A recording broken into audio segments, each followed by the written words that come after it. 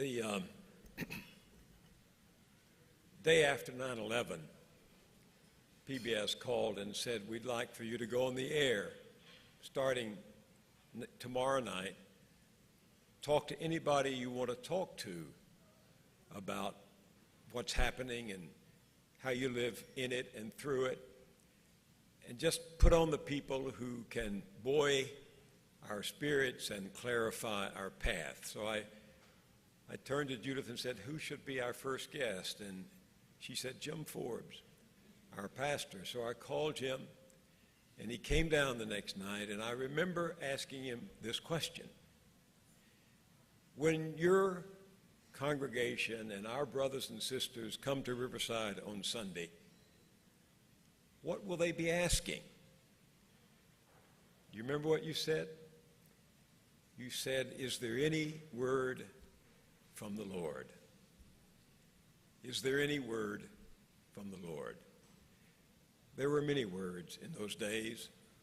They came through a diversity of experiences, beliefs, faith, and courage. And they have sustained us through these dark and difficult days ever since. Thank you for recognizing our partnership. Joseph Campbell told me 26 years ago in one of the most exquisite passages of my extended conversations with him that marriage is a commitment to the relationship. Two become one, yet each remains uniquely individual, and you're committed to that institution that has been created from your love and your commitment. Judith has been my wife and companion, my executive producer and editor for all of these years. I was 20 when we married. She was 19. And it takes a lot of courage to marry a feminist before there was one. But as Charlotte Bronte said of her Alfred, we intended to be married in this way almost from the first. We never intended to be spliced in a humdrum way. It has been a remarkable, for me, 58 years, highlighted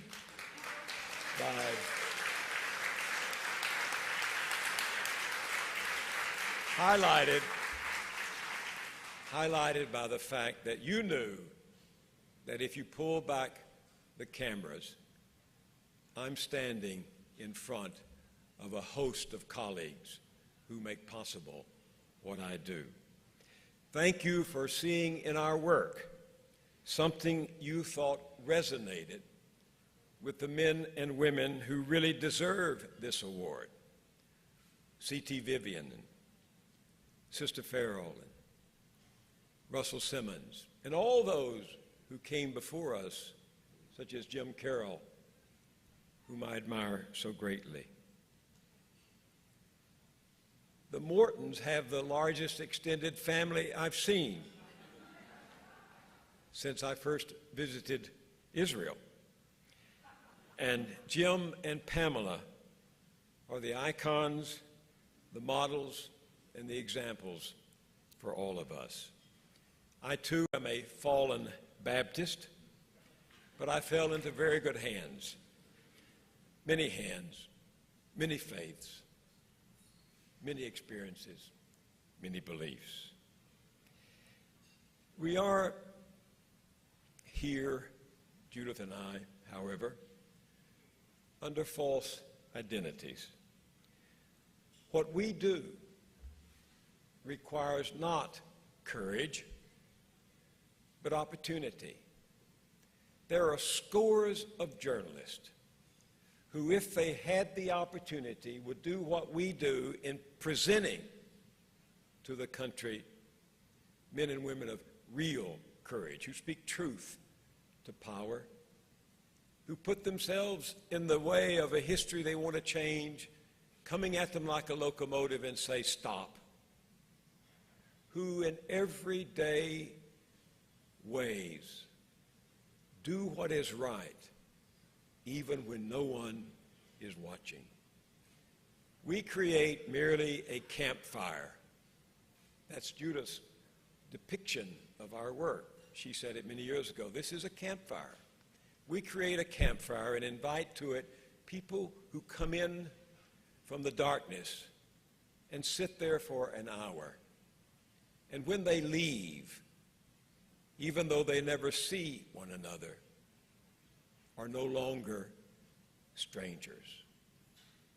You're part of that campfire, and many others who share in common the belief, the knowledge, that civilization is just a thin sliver of civility stretched across the passions of the human heart, and that what holds it together is the quiet and convicted courage of people who do the right thing, never knowing if they will win doing it.